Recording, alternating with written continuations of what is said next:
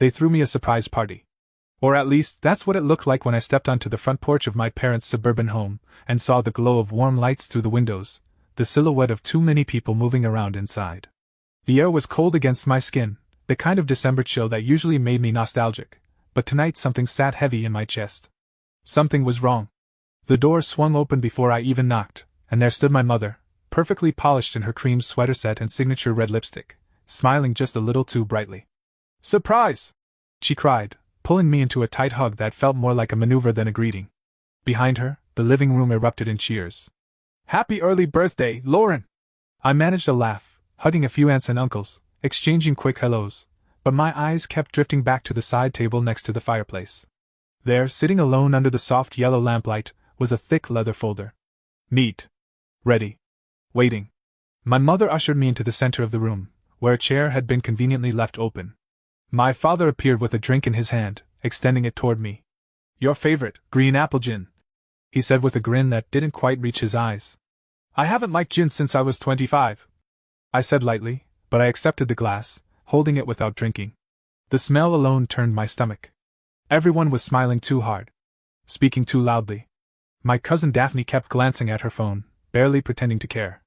My brother Hunter lingered near the back, shifting his weight from foot to foot. The entire scene felt staged, like a play written overnight by people who barely remembered the characters. I lowered myself into the chair, my coat still on, my purse still slung over my shoulder. My mother leaned down and placed a manicured hand on my knee. "We have something special for you," she said, her voice syrupy sweet. I looked again at the folder. "What's that?" I asked, my voice steady despite the growing unease clawing up my throat. "Oh, just boring paperwork," she said quickly. "Nothing to worry about. We'll get to it later. Tonight is for celebrating." I smiled thinly and reached for the folder anyway. The room seemed to hold its breath as I opened it and scanned the first page. Asset Allocation Agreement, Lauren Claire Langston, Inheritance Trust. My heart stuttered. My fingers gripped the folder tighter. One sentence stood out in bold. "I, Lauren Claire Langston, hereby relinquish all rights to the Louise Olson Inheritance Trust." I looked up slowly, meeting my mother's gaze. Her smile had faltered at the edges. My father shifted uncomfortably beside her. Hunter couldn't even meet my eyes. "What is this?" I asked, voice low but cutting through the room like a razor. "It's just a formality, honey," my mother said too quickly, too brightly. "For tax purposes. You don't have to worry about it. Just a signature, nothing more." "Tax purposes?" I repeated, my voice sharpening. "Or transferring everything to yourselves without telling me?" A heavy silence fell. Someone coughed awkwardly. My uncle cleared his throat. Hunter stepped forward. "Come on, Lauren. Don't be dramatic. Everyone's already agreed. It's just easier this way." "Easier for who?" I wanted to ask. But I already knew the answer. I sat back, folder still in my lap, heart hammering. The room around me, the family I had broken myself to support for years, suddenly felt like a gathering of strangers. Not one face looked surprised. Not one person defended me. I placed the folder on the coffee table, deliberately slow, the leather creaking under my grip. "So this is what this was about," I said quietly. "Not a party. A setup." My mother's smile vanished completely. "Don't make a scene, Lauren," she hissed under her breath. "This is not the time." I rose from my chair, my voice clear enough to cut through the rising panic in the room. "If you wanted to steal from me, you could have at least had the decency to do it behind my back like normal families." Gasps rippled through the crowd. My father stepped forward, face reddening. "Watch your tone. We're family. We look out for each other." "No," I said, my voice calm now. I felt strangely detached, as if watching everything from somewhere far away. "You look out for yourselves. You only look at me when you need something." A hand closed lightly around my elbow. I turned and saw Reagan, my oldest friend, standing beside me, silent but unwavering. I hadn't even realized she was there until now. Somehow, her presence steadied me. "You're making a mistake," my mother said desperately, her voice cracking at the edges. "You'll regret this." I picked up the folder and tucked it under my arm. "Maybe," I said. "But tonight, I'm making a choice." I walked to the door, my steps measured, my heart loud in my ears. As I reached the threshold, my mother's voice called after me, sharp and shrill. "There will be consequences, Lauren." I turned back just once, meeting her eyes with a steadiness that surprised even me. "I've lived with your consequences my whole life," I said. "I'm not afraid of them anymore." And then I walked out into the cold December night, leaving behind the house I had once called home, the people I had once called family, and the girl I had once been, the one who thought love meant endless sacrifice. The trap had been set. But they had underestimated me. They thought tonight would be the end of my loyalty. They were right. It was the end. But not for me. It was the beginning of something they couldn't even imagine. Something they couldn't stop. The night air bit into my skin as I stepped off the porch, folder clutched tightly in my hand like it was the last piece of something real. Reagan followed silently, her boots crunching against the frost-slick driveway. I didn't speak until we were both inside her car, the heater blasting weakly against the December cold. Even then, I just stared out the window, the folder heavy on my lap. I could feel the weight of every silent accusation pressing against my spine, the unspoken threats lingering in the air like a storm cloud. "You want to talk about it?" Reagan asked softly, hands gripping the steering wheel. I shook my head, my throat too tight. The house, the people, the lies, they all stayed behind us like a bad smell as she pulled away from the curb. But I knew it wasn't over. Not even close. When I finally spoke, my voice was hoarse. They weren't asking me to sign that document. They were cornering me. Reagan glanced over, her eyes sharp in the dim light. And you didn't let them. That's all that matters. But we both knew it wasn't that simple. The folder sat between us, the leather still warm from my hands. It wasn't just paper inside, it was a ticking bomb. And I hadn't disarmed it, I had simply refused to let it explode in their favor. The first text came before we even reached my apartment. My phone buzzed violently against the center console. "Mom. Lauren, please reconsider. It's what's best for the family." 2 minutes later, another buzz. "Dad. If you don't sign, you're putting everything at risk. The taxes alone will ruin us." And then Hunter. "Hunter. Don't be selfish. Think about everyone else for once." I let the screen go dark without replying. Reagan's hands tightened on the wheel. "Want me to smash that thing?" she joked, but there was a bitter edge to her voice. I almost smiled. Almost. When we reached my apartment, I didn't turn on the lights. I just stood there in the darkness, folder still in my grip, as Reagan closed the door behind us. "They're not done," I said finally. She leaned against the counter, arms crossed. "No, they're not." I dropped the folder onto the kitchen table and flipped it open, the pages whispering accusations into the stillness. The asset allocation agreement. The temporary power of attorney. The financial reallocation sheets. It wasn't just a trap. It was an execution, carefully planned and beautifully wrapped in the illusion of celebration. I sat down heavily, running my fingers over the documents. They're desperate. This isn't just greed. They need this money to cover something bigger. Debt? Reagan suggested. Gambling?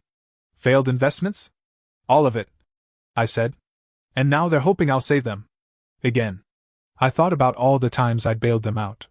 Paid Hunter's tuition after he partied away his scholarship. Covered Mom's endless credit card debt. Paid off Dad's shady investment loans. I had told myself it was out of love, out of loyalty.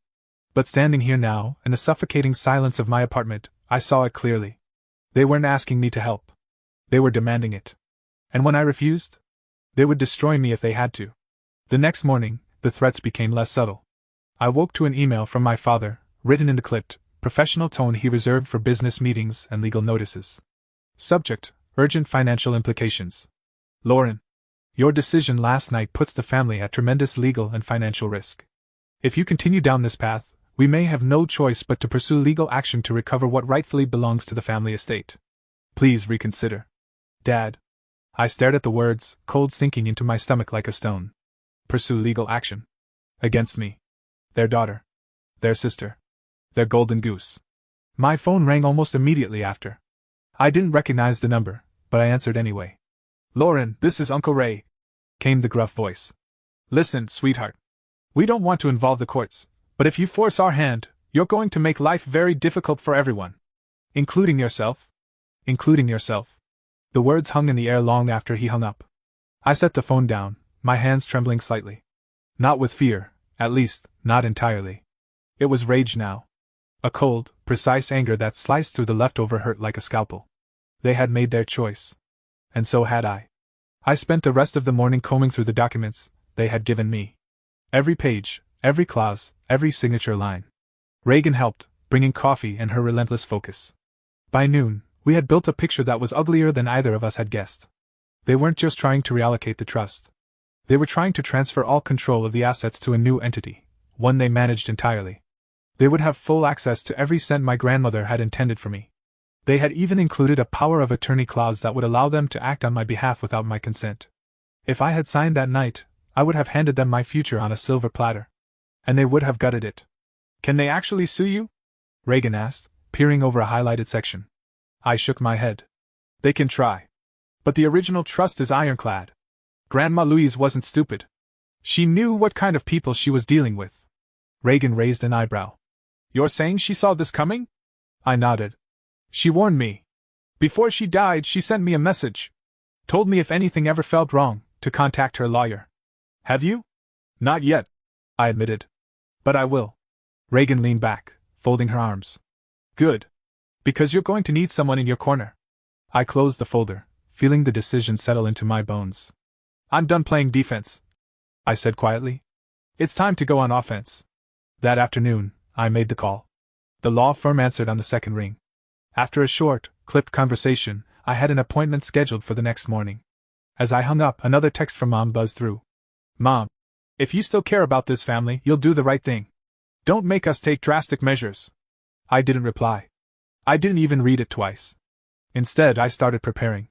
I dug out every document related to Grandma's estate. Bank statements. Investment portfolios. Property deeds. Emails. Anything and everything that could prove my claim. And as I worked, a strange calm washed over me. They could threaten. They could sue. They could smear my name across every family gathering and Facebook post until the end of time. I wasn't backing down. By the time the sun dipped below the skyline, painting the Chicago streets in cold gold and steel blue, I had built my arsenal. Reagan watched me silently from the couch, a quiet fierceness in her eyes. "You're ready," she said. I nodded. "More than they'll ever be." That night, I slept with the folder on my nightstand, one hand resting lightly on it like a knight sleeping with her sword.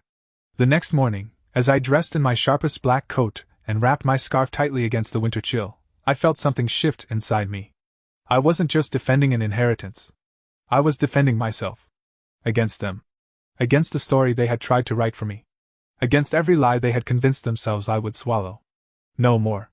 As I stepped out into the biting morning air, I didn't look back. They had threatened everything. But they were about to learn something very important about me. I only ever get stronger under pressure. And I wasn't the one who should be afraid anymore. The morning sun barely touched the city skyline when I made my way toward the old red brick building downtown. My breath formed faint clouds in the freezing air, but I barely noticed. Every step I took toward that office felt heavier, loaded with a strange mixture of fear and defiant hope. In my coat pocket, my hand clutched the folder Reagan and I had spent hours poring over. In my heart, I carried something even stronger, resolve. Gerald Price's name was etched in small brass letters beside the glass door. Inside, the law firm was warm, dignified without being ostentatious, lined with dark wood paneling and shelves crammed with leather-bound volumes. A receptionist with a kind smile directed me to a waiting room where the smell of polished oak and fresh coffee wrapped around me like an old memory. "Miss Langston?" a voice called. I stood immediately. Gerald Price was exactly the kind of man I imagined my grandmother would have trusted, silver hair neatly combed back, sharp blue eyes that missed nothing, a calm authority that filled the room without effort. He extended a hand, firm and steady, and ushered me into his office. "Thank you for seeing me on such short notice," I said, settling into the leather chair across from his massive oak desk. "Your grandmother anticipated you might come," he said gently, as if what he was about to reveal had been rehearsed many times in his mind. "Before she passed, she left instructions to prepare certain materials specifically for you, and only you." I swallowed hard, my hands tightening in my lap. From a locked drawer, he retrieved a thick manila envelope, sealed with a small wax stamp in the shape of an oak tree, Grandma Louise's favorite symbol. He placed it carefully on the desk between us. "Inside," he said, "you'll find original trust documents, amendments, and, most importantly, a private message." He slid a small USB drive across the table, its brushed silver surface gleaming under the soft light. "Would you like to watch it here?" he asked. I nodded, afraid that if I spoke, the lump in my throat would break me wide open. Gerald rose and moved to a modest setup in the corner of the room, a laptop connected to a larger screen mounted discreetly above a bookcase. He inserted the drive, tapped a few keys, and then stood back respectfully as the screen flickered to life. And there she was. Grandma Louise. Her silver hair was pulled back neatly, her favorite sapphire earrings catching the light. She sat in a simple chair, a knitted shawl around her shoulders. But her eyes, sharp, clear, and full of quiet fire, pierced straight through the screen and into me. My dear Lauren, she began, her voice warm but weighted, each word chosen with surgical care. If you're watching this, it means things have unfolded just as I feared. It means your loyalty was tested, and you chose integrity over blind obedience. I'm proud of you. My throat tightened painfully. I spent my life building something, not just wealth, but a legacy. And I know better than anyone that money can turn blood into strangers. I saw it happen among my siblings. I saw it happen in my own children. Her lips pressed together briefly before she continued. And I knew that one day, you might stand alone, just as I once did. The screen flickered slightly, and a set of scanned documents appeared, the original trust, signed and notarized years ago. Louise's voice narrated over the images. I structured the trust with safeguards, Lauren. Strong ones. Hidden ones. If anyone attempted to coerce you, manipulate you, or force your hand regarding your inheritance, the trust would immediately and irrevocably shift. The documents zoomed in on a specific paragraph, highlighted in pale yellow. In the event of coercion or duress against the primary heir, full assets shall be transferred to designated charitable organizations, with no recourse for reversal. I inhaled sharply. They didn't know. My family, my so-called family, had no idea this clause existed. You have the power to activate this protection, Lauren, Grandma Louise said. All you need to do is provide evidence of coercion or undue pressure. And you have the freedom to decide whether to use it. The video faded back to her face. Her expression softened, and for the first time, her voice wavered slightly with emotion. You were always the one who saw through things. Who stayed kind without becoming weak. I knew you would face this crossroads. I just prayed you would choose yourself. The video ended, and for a long moment, the room was silent except for the faint hum of the heater. When I finally looked at Gerald, my voice was a whisper. Can I have a copy of that? Of course, he said, handing me another USB, this one labeled simply with my name. And the documents? I asked. He smiled slightly. They're yours. Louise intended for you to have them all, without restriction. I gathered the materials carefully, feeling like I was holding not just papers, but a lifeline woven through decades of foresight. There's more, Gerald said, retrieving a second envelope. Your grandmother also left behind financial records. Every transaction involving your family, loans, misappropriated funds, unauthorized withdrawals. He paused. She wanted you to have the full picture before making any decision.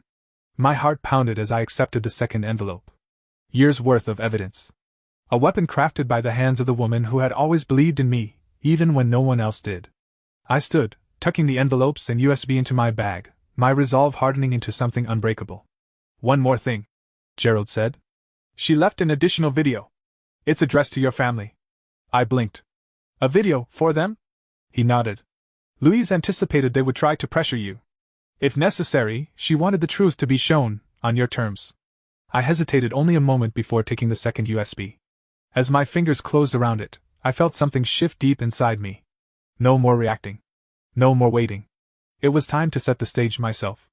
Reagan was waiting outside when I emerged into the brittle sunlight, her breath curling in the air, hands jammed into her coat pockets. When she saw my face, she straightened. Well? I handed her the USB-marked family video. Grandma left more than just money.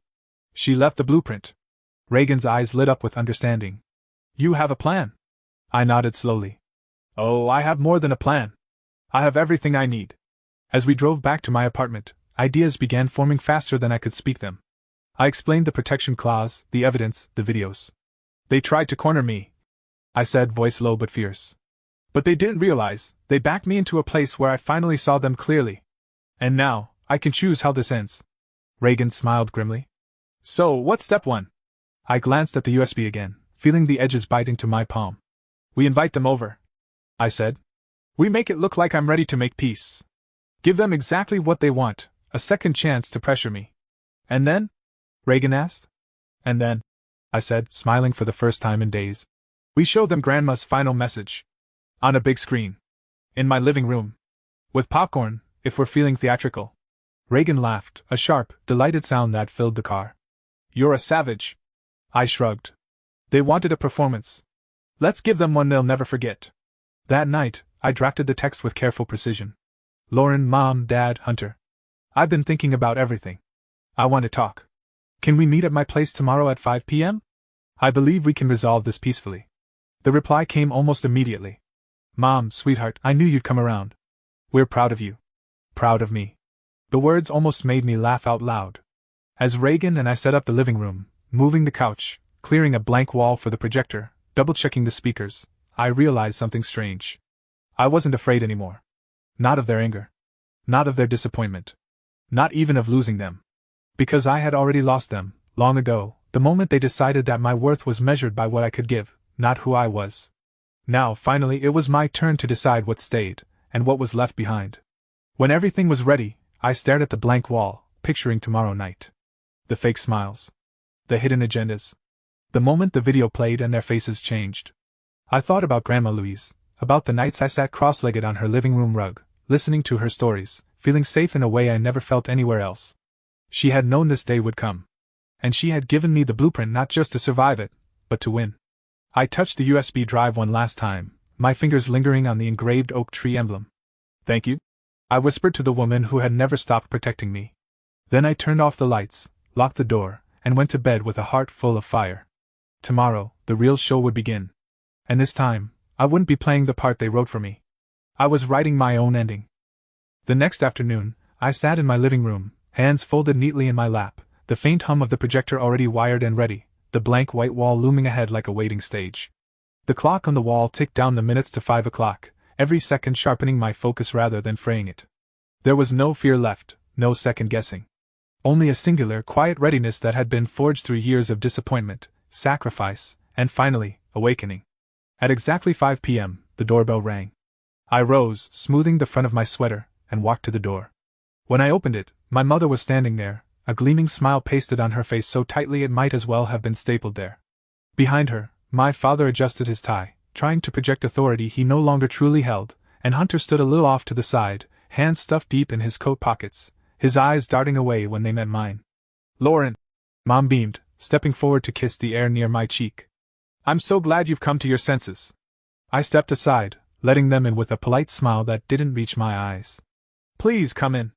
They filed inside, looking around curiously at the rearranged living room, at the tidy seating I had prepared, 3 chairs placed squarely in front of the projector wall, facing it like an audience at a private screening. "What's all this?"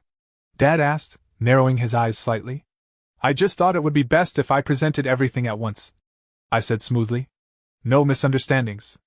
Mom clutched her purse closer to her side, the first crack of suspicion flickering across her face. "Would you like something to drink before we begin?" I offered, gesturing toward the small table where I'd set out water bottles and a pot of tea. "No, thank you," Mom said briskly, sitting down in the center chair, her back ramrod straight. Dad and Hunter followed suit, though Hunter slouched low, his discomfort evident. I moved to the projector, inserting the USB drive without fanfare. The hum of the machine filled the room as the screen came alive with a frozen frame, my grandmother, Louise, looking more formidable than I had ever seen her in life. Her eyes stared out from the wall, sharp and clear and utterly without apology. I picked up the remote, turned to face them, and smiled. "Let's begin." I pressed play.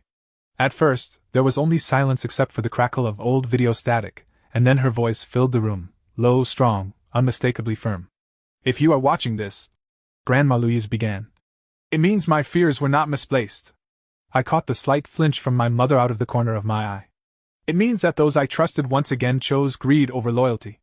It means my granddaughter Lauren stood where few dared to stand, alone, against the tide." Dad shifted uncomfortably in his seat. Mom's mouth tightened. Hunter kept his eyes glued to the floor.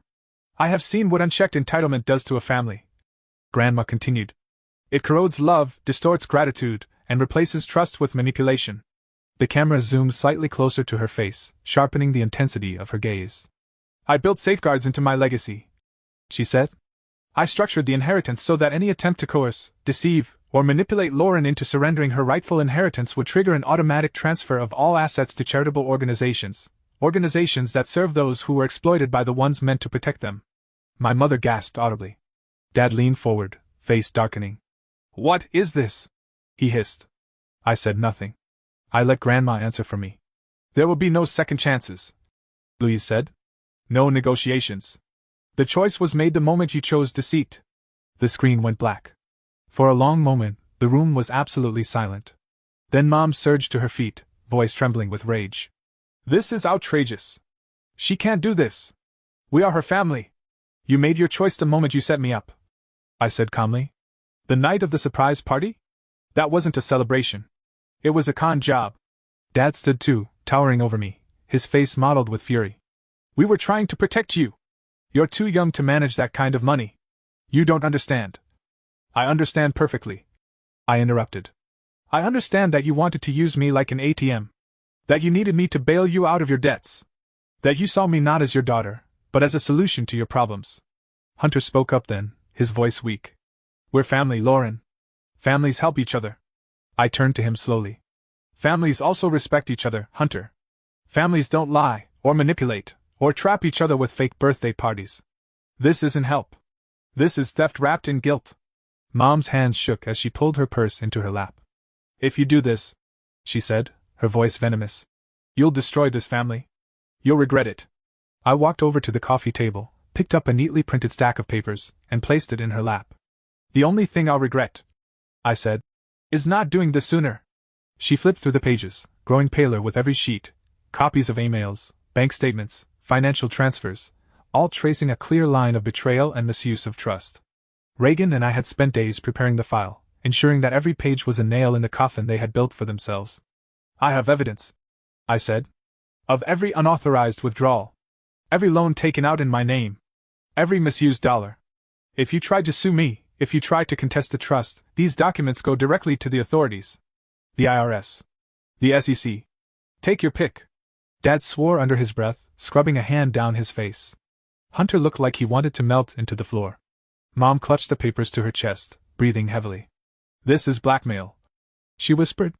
No, I said, my voice steady. This is accountability. The projector screen lit up again, automatically beginning to play the second video Grandma Louise had left, this one addressed specifically to them. You chose this path, she said simply, her voice both sad and resolute. And now you must live with the consequences. I loved you once, but love without respect is hollow. Tears pricked the corners of my eyes, but I blinked them away. I would not cry here. Not for them. Not anymore. When the video ended, I turned off the projector and stood facing them fully. You have two choices, I said. Walk away. Accept that the inheritance is mine to manage, as Grandma intended. Or push this further, and lose everything to charity. I let the words settle, heavy and final. For a moment, no one moved. Then Dad slumped back into his chair, shoulders sagging like a deflated balloon. Hunter buried his face in his hands. Mom just sat there, trembling, her nails digging into the arms of the chair. You think you've won, she spat finally. But you'll end up alone. No one betrays family and lives a happy life. I smiled, a slow, genuine smile. I didn't betray anyone, I said. I just stopped betraying myself. I picked up the folder from the table and tucked it under my arm. This meeting is over, I said. They shuffled out of my apartment one by one, a sad, broken procession of the people who had once called themselves my family. I closed the door behind them and locked it with a final click that echoed through the silent apartment like a gunshot. Reagan emerged from the hallway where she had been quietly observing, arms crossed, a look of fierce pride on her face. You were magnificent, she said simply. I shrugged, the adrenaline starting to ebb from my veins. I was necessary. We sat down in the now quiet living room, the only sounds the faint hum of the heating system and the distant traffic below. I looked around at the space I had crafted, the life I had started to rebuild brick by careful brick. No more manipulation. No more guilt. No more waiting for people to love me in the way I deserved. They thought they could claim me, I said softly, almost to myself. But they didn't understand. I wasn't a prize. I wasn't something to be owned. Reagan reached over and squeezed my hand. You're free, she said. And for the first time in as long as I could remember, I believed her. The next day, Gerald Price finalized all necessary legal filings to solidify the transfer of assets, rendering any future challenge pointless. I signed the documents with a hand that no longer trembled, my signature bold and unshakable across the bottom line. Later that week, the first major decision I made as the new steward of Grandma's legacy was to establish the Louise Olson Foundation, an organization dedicated to financial education and support for young adults exploited by their own families. It was the kind of work Grandma would have been proud of, work that honored her memory, her fight, and her faith in me. And every time I walked into the foundation's office, every time I stood before a group of students teaching them how to protect themselves, every time I handed out scholarships funded by the money my family had tried to steal, I knew one thing with absolute certainty. They had come to claim what they thought was theirs. But I had come prepared. And I had claimed something far more precious. Myself. Taking everything back didn't happen in a single moment. the way revenge fantasies like to pretend it does. It wasn't a slam of a gavel or a triumphant announcement where the villains crumbled and the hero stood victorious, bathed in applause. No. Taking back what they tried to steal was slower, heavier, and far more satisfying. It happened quietly, deliberately, step by step, like repairing a house brick by brick after a hurricane. And it started with me stepping into my own life fully, without apology. The day after the meeting at my apartment, the day after my so-called family slunk away defeated, I sat down at my tiny kitchen table, poured myself a cup of strong black coffee, and pulled out every single document Gerald had handed me. The official trust papers. The ownership transfer for Langston and Hartley. The records of every false loan, every shady withdrawal, every dollar my parents and brother had siphoned off over the years. I spent hours organizing them into files, each one labeled not for vengeance, but for protection. If they ever tried to come back, if they ever thought they could find another way to undermine me, I would be ready. After that, I went to Gerald's office to finalize the last steps, updating company ownership, registering the Louise Olson Foundation as an official nonprofit, securing new banking structures that cut my parents out of any financial influence they might have once held. Every signature felt like another chain snapping off my wrists, another bar bent away from the invisible prison I hadn't even realized I'd been living in. A week later, I walked into the headquarters of Langston and Hartley for the first time, not as a visiting daughter, not as the obedient little financial advisor they thought would always play second fiddle, but as the new owner and acting CEO. The receptionist, a woman named Clarissa who had known me since my internships during college, blinked in surprise when she saw me walk through the glass doors in a crisp black suit, the ownership papers tucked neatly under my arm. "Miss Langston?" she said, almost uncertain. "Lauren," I corrected gently. "Just Lauren." She smiled then, a real smile, and buzzed me through. The executive floor felt different under my shoes, like the ground itself recognized a shift had happened. My father's old office sat at the end of the hallway, its heavy oak door closed. I paused for a moment outside, then pushed it open without hesitation. The office was still saturated in him, dark leather chairs, heavy mahogany furniture, a giant oil painting of a ship battling stormy seas. It screamed power, ego, legacy. I didn't tear it apart. I didn't set fire to anything, even though a part of me, a small reckless part, wanted to. Instead, I moved methodically. I took down the ship painting and replaced it with a framed photo of Grandma Louise standing at the firm's original groundbreaking ceremony, smiling, sleeves rolled up, hands dirty from planting the first tree outside the building. Next, I cleaned out the drawers, tossing the meaningless trophies and awards he had plastered his name onto, awards built on lies and borrowed money. I didn't need them. I had something better. I had truth. I had earned this. Over the next month, I rebuilt Langston and Hartley from the inside out. I cut ties with sketchy clients who had only been there because of under-the-table deals. I opened scholarship programs in Grandma's name. I launched financial literacy seminars for underprivileged youth. I renegotiated fairer salaries for our junior associates. And slowly, cautiously, the company began to breathe again. The real employees, the ones who had weathered my father's reckless leadership, saw the change. They started working with a new kind of energy, not out of fear, but out of belief. Belief that maybe this place could stand for something again. Meanwhile, the Louise Olson Foundation blossomed faster than I had dared to hope. Volunteers signed up by the dozens.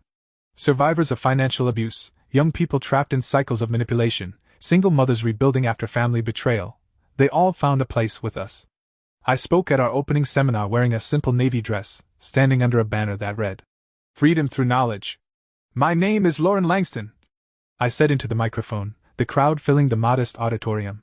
"And if you've ever been told that you owe your loyalty to someone who only sees your value in what you can give them, you are not alone. And you are not powerless." Applause filled the room, not polite, but raw and real. I smiled, not the practiced, strained smile I had worn for so many years, but a true one, rooted deep inside me. Back at the firm, the audit teams finished combing through the financial records. What they found wasn't surprising: years of misuse, hidden accounts, private debts labeled as company expenses. If I had any doubts about standing against my family, they evaporated the moment I saw the paper trail laid bare in black and white.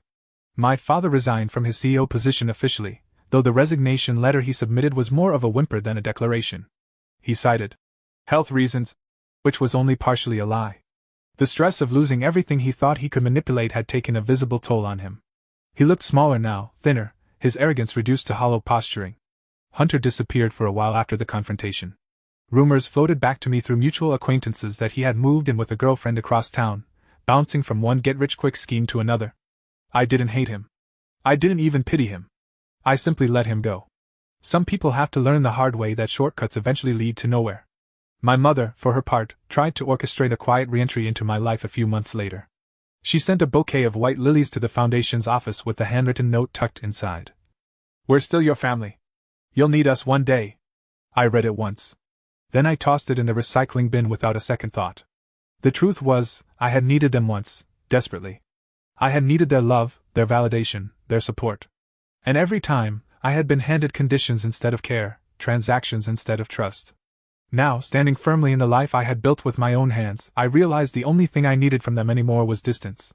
Freedom had cost me the illusions I once clung to, but it had given me back everything that mattered: my voice, my choices, my future. One evening, sitting in my modest apartment overlooking Boston Common, Reagan and I sipped wine and laughed over old memories, the city lights flickering below like tiny scattered stars. A copy of the Foundation's first annual report sat on the coffee table, a testament to everything we had built from the ashes. "You ever wonder," Reagan asked, swirling her glass, "if they think about what they lost?" I considered it. "Maybe," I said. "But it doesn't matter anymore. They lost the right to matter." She clinked her glass gently against mine. "To rebuilding. To reclaiming," I corrected with a smile. Because that's what it really was, in the end. Not revenge. Not even redemption. Reclamation. Taking back the parts of myself they had tried to own. Taking back the dreams I had delayed for them.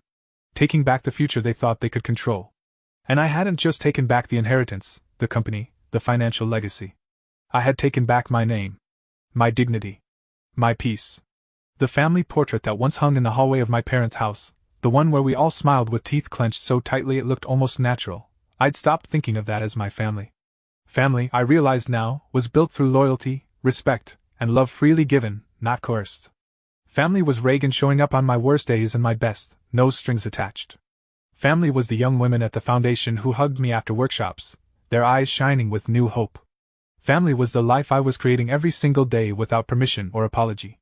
As spring unfurled over the city, softening the hard edges winter had left behind, I felt a similar thaw inside myself. A loosening of the old wounds, a quiet surrender of the anger that once fueled me. Not forgiveness, not yet. Maybe not ever. But peace. And with peace came something else, possibility. A future not dictated by guilt or duty, but by choice. I stood on my tiny balcony one warm evening, the sounds of the city humming around me like a lullaby, and realized I was no longer surviving. I was living. I had taken back everything they tried to steal. And I wasn't giving it up again. Not for anyone. Not for anything. Not ever. If there's one lesson I carry with me from everything that unfolded, it's this: blood isn't a reason to stay broken. We're taught from a young age that family is unconditional, that loyalty to those who share your DNA is sacred, immutable. We're told that sacrifice is noble and that forgiveness must be endless because they're family. But what no one tells you, what I had to learn the hard way, is that not every family is a sanctuary. Sometimes, the people you share blood with are the ones who wound you the deepest, who exploit your loyalty, who chip away at your sense of self until you barely recognize the person you became in order to survive them. Real love doesn't demand that you abandon yourself. It doesn't twist loyalty into a weapon. It doesn't trap you in cycles of guilt and obligation masquerading as devotion. Real love, whether from family, friends, or even from within, sets you free. It builds you up, not tears you down. And when love turns into manipulation, when support turns into expectation, when care turns into a ledger of debts you're never allowed to finish paying off, then it's not love anymore. It's control. It took me years to see that clearly. Years of late-night phone calls asking for help, years of empty promises to change, years of being told that I was the ungrateful one, the selfish one, whenever I hesitated. I thought that saying no meant failing them, that choosing myself meant becoming the villain in their story. But I see now that real betrayal wasn't in setting boundaries. It was in allowing myself to be diminished, again and again, to maintain a fragile illusion of family. Choosing yourself is not betrayal. It's survival. Standing up for yourself, even when it means standing alone, is not selfishness. It's courage. Walking away from people who refuse to see your worth isn't abandonment. It's self-respect. The moment I stopped trying to win their love, the moment I stopped sacrificing pieces of myself to buy their acceptance, was the moment I started to heal. It didn't happen all at once. Healing never does. It came in small moments, signing my own checks without fear they'd be drained by someone else's schemes, speaking at Foundation events without worrying who might call me selfish behind closed doors, sitting alone in a coffee shop with a book and realizing I didn't owe anyone an explanation for my happiness. I learned that boundaries are not walls to keep people out. They are gates to protect what's precious. I learned that forgiveness isn't something you do for the people who hurt you. It's something you do for yourself, when you're ready, so that you can stop carrying the weight of their sins on your shoulders. And I learned that sometimes, the bravest thing you can do is let go, not because you stopped loving, but because you finally started loving yourself enough to walk away from what harms you. Family is not defined by blood. Family is defined by trust, by kindness, by respect freely given and never demanded like a ransom. Family is the people who show up when you have nothing left to offer but your presence. It's the friends who stand beside you when everything else falls apart. It's the community you build when you choose authenticity over obligation. There were nights I questioned if I had done the right thing. Nights when the silence after closing the door on my family felt so loud it threatened to swallow me. Grief doesn't just come when someone dies. It comes when you realize a relationship you cherished was never what you believed it to be. It comes when you mourn the version of love you always hoped for but never received. But grief is not a reason to go back to what hurt you. It's part of the process of moving forward. Now, when I think about my future, it no longer carries the shadow of old expectations. It's filled with possibilities shaped by my own choices, not by the demands or judgments of others. I am no longer the quiet, accommodating daughter who existed to keep the peace at her own expense. I am no longer the financial lifeline propping up bad decisions with guilt and obligation. I am simply myself, whole, unbroken, and unapologetic. And if you're reading this, if any part of my story resonates with you, know this: you are allowed to choose yourself. You are allowed to walk away from people who love the version of you that serves them but hate the version that stands independently. You are allowed to rewrite the definition of family in your own terms. You are allowed to protect your peace, your happiness, your future. Blood ties can be beautiful when they're healthy. But when they're toxic, when they demand the sacrifice of your spirit just to maintain appearances, they become chains. And you are allowed, no, you are obligated to yourself, to break those chains. Choosing yourself isn't selfish. It's necessary. It's survival. It's freedom. And you deserve to live free. Always.